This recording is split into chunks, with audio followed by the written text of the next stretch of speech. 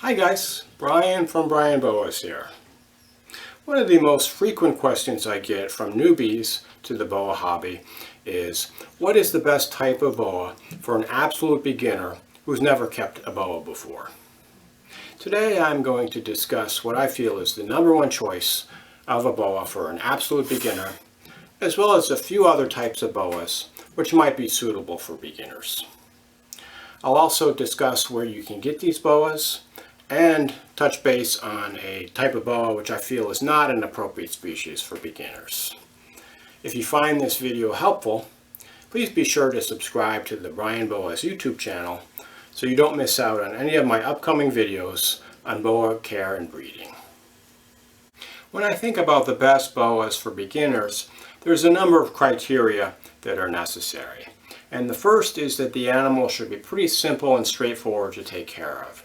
The husbandry requirements should be somewhat forgiving because beginners will often make a few mistakes, so we want a species that's, if the beginner does make a few mistakes, it's not going to be that big of a deal.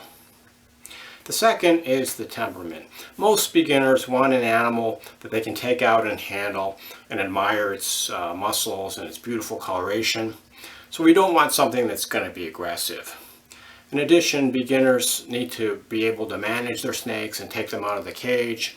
So obviously if a snake is going to be hissy or striking out at them, that's not going to be an appropriate beginner snake.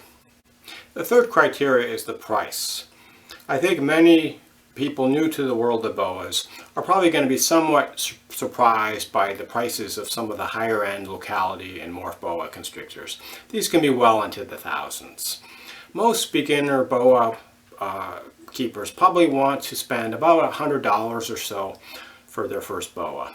And I'll say right here that price is probably one of the least important criteria, because when you think about the cost of keeping a boa, you're probably going to have to invest at least another few $100s on its setup, and then you're going to probably have to invest a few $100s a year for food and supplies, and the boa might well live to be 20 years old. So over the course of its lifetime, spending a little bit more for your boa is not going to really be that big of a deal. And then the last criteria that defines a good beginner boa is the size. So most people new to the world of boas are probably a little scared that their boa might get too big, to properly be handled and managed. So we want an animal that's not going to get bigger than maybe 7 or 8 feet. And for some people, you probably don't want an animal that's going to get bigger than, 5 or 6 feet.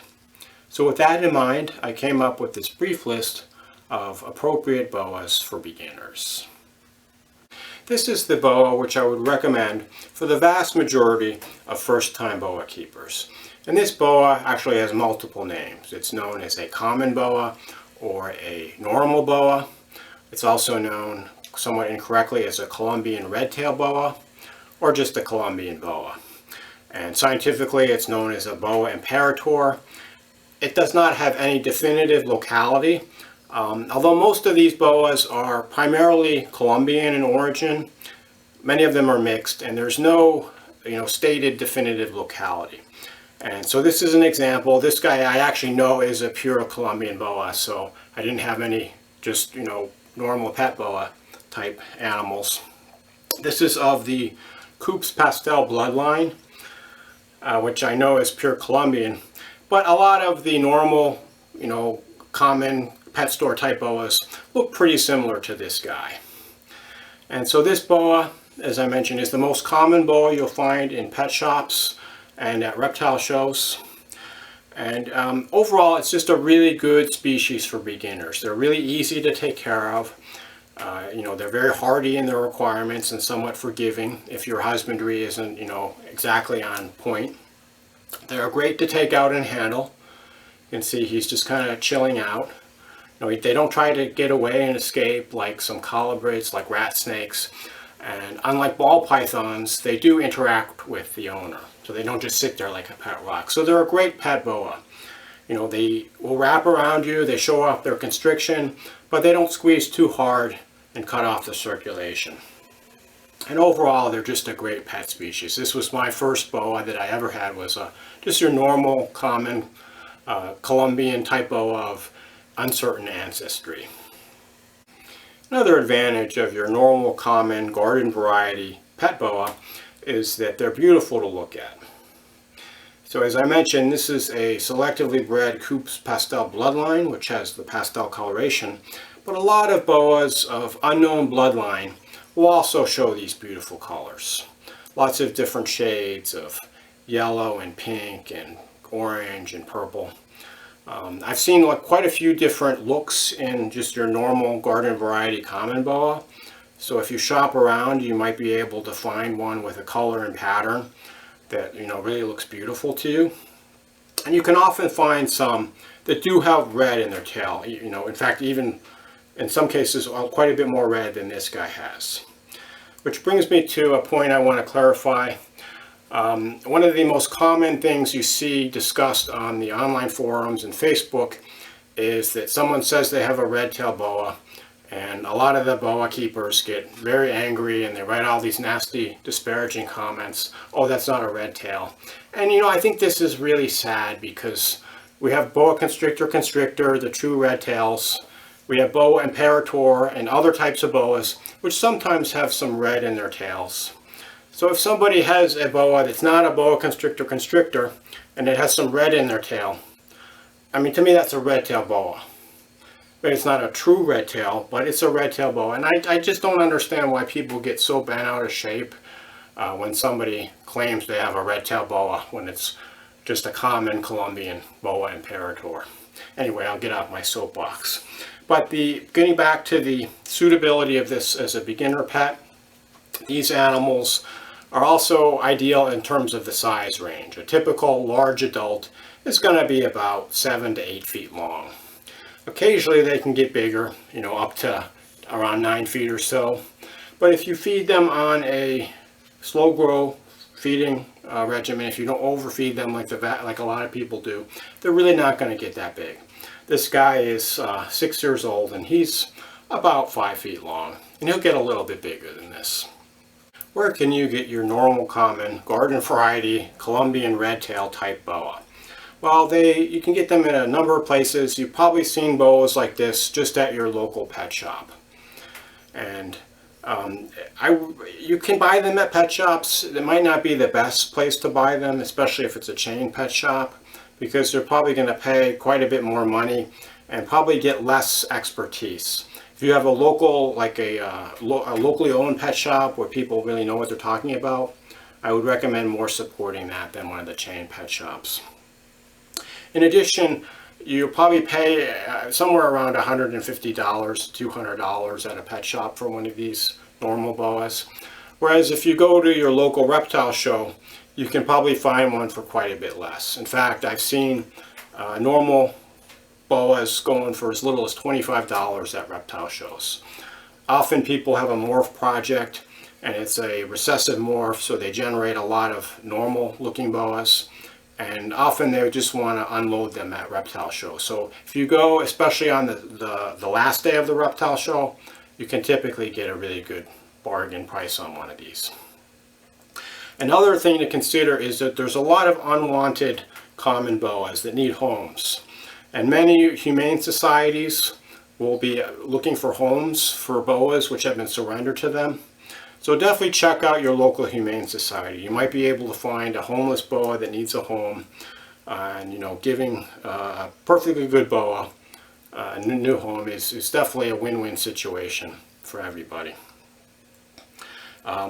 One other place to mention is Craigslist. And I know Craigslist has a somewhat seedy reputation, to say the least, but people often are leaving their house to go away to school, or they have a new apartment, they can't keep a snake, something like that.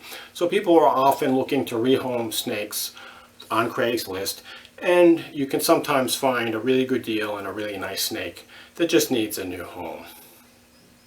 The normal common boa is probably the best bet for about 90% of first-time boa keepers.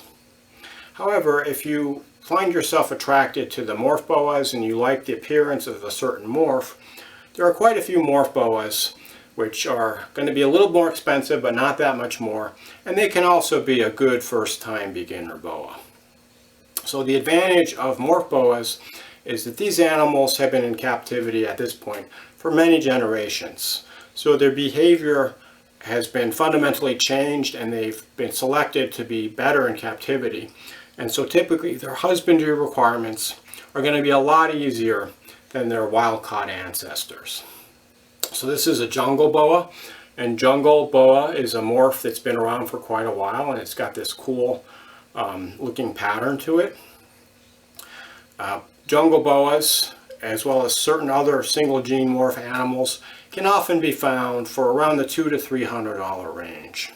So you might want to look at some of the more commonly available morphs in addition to the jungle. You might want to look for a call albino, or an anery, or a hypo, or a motley, or something like that, just depending on what your particular taste is in boas. If you're a beginner with a slightly higher budget for the price of your boa, a 2 or 3 gene combo would also be a good choice. So there are many common 2 and 3 gene combos that are available in the $300 to $500 range. For example, this is a call jungle sunglow, or a call junglow, and this animal contains the call albino gene, as well as the jungle gene and the hypomelanistic gene.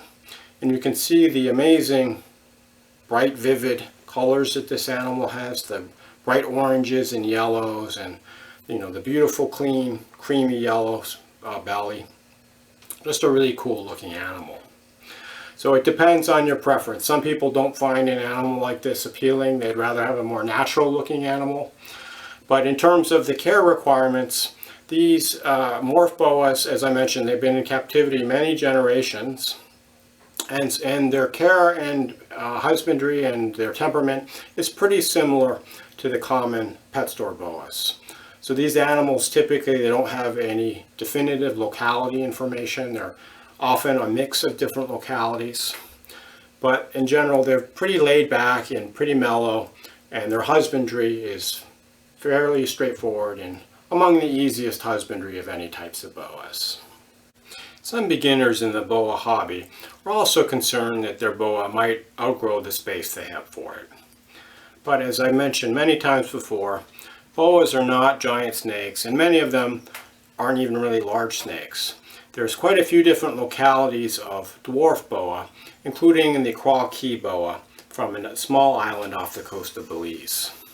These animals have been isolated from the larger mainland boas for thousands of years, and they've evolved to the smaller size in response to the limited food supply on the island. An adult Crawl Key boa is somewhere in the 4 to 5 foot range. This is an adult male who's barely 4 feet long. This guy is 7 years old. So they don't take up a lot of space. You can even keep them in tubs like the Iris under the bed storage tubs, or these Vision 30 by 40 inch boa tubs.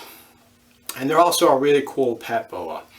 This is one of my favorite boas to take out and just admire.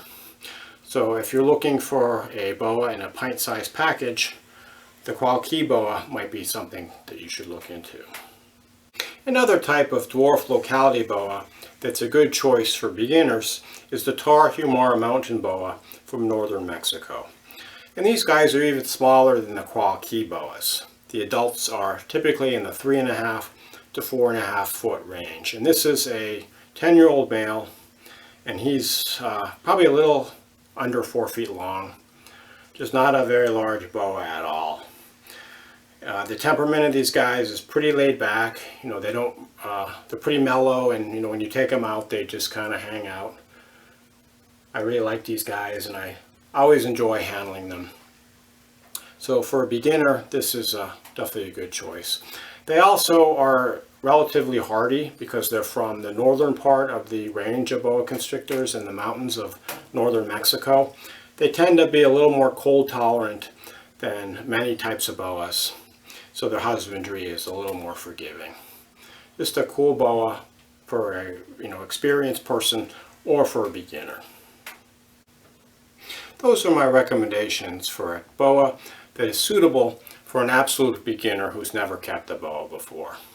I wanted to end by discussing a type of boa that I feel is not suitable for an absolute beginner.